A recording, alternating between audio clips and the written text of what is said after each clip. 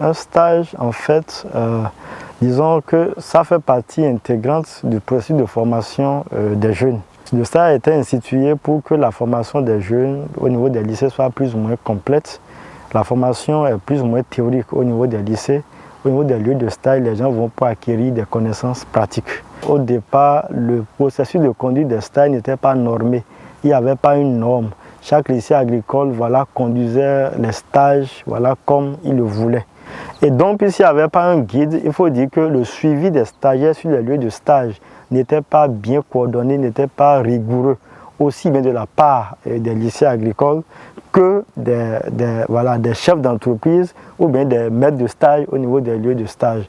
Il faut également dire que les parents n'étaient pas suffisamment impliqués dans la conduite des stages des enfants. Il y a l'indiscipline qu'on note parfois de la part des apprenants sur les lieux de stage. Il y a également le harcèlement sexuel dont sont l'objet les stagiaires qui sont de sexe féminin lorsque leur maître de stage est de sexe masculin. Ce qu'il faut noter également, c'est que le stage avait un caractère beaucoup plus général, n'avait pas un focus sur les métiers agricoles ou bien, disons, sur les chaînes de valeur agricoles.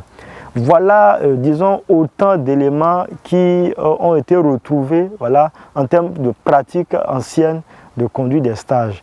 Et le projet OKP, à son avènement, a contribué à améliorer cela parce que d'abord aujourd'hui, nous avons un guide de stage qui permet à chaque lycée agricole, avant de conduire le stage, disons, d'aller s'abreuver sur la base de ce guide de stage-là. C'est déjà un acquis.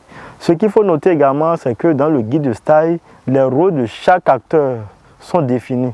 Ce que les parents ont à jouer comme rôle, ce que le maître de stage a joué comme rôle sur le lieu de stage, ce que le lycée a joué comme rôle par le biais du tuteur, ce que l'apprenant également a joué comme rôle. Ça, c'est bien défini aujourd'hui, ça n'existait pas avant. Ce qu'il y a comme amélioration qu'on peut mentionner, lorsque vous prenez par exemple les apprenants en 4e année, ils n'étaient pas assidus sur les lieux de stage parce qu'il n'y avait pas une note, ou bien ces notes-là ne sont pas prises en compte lors des soutenances.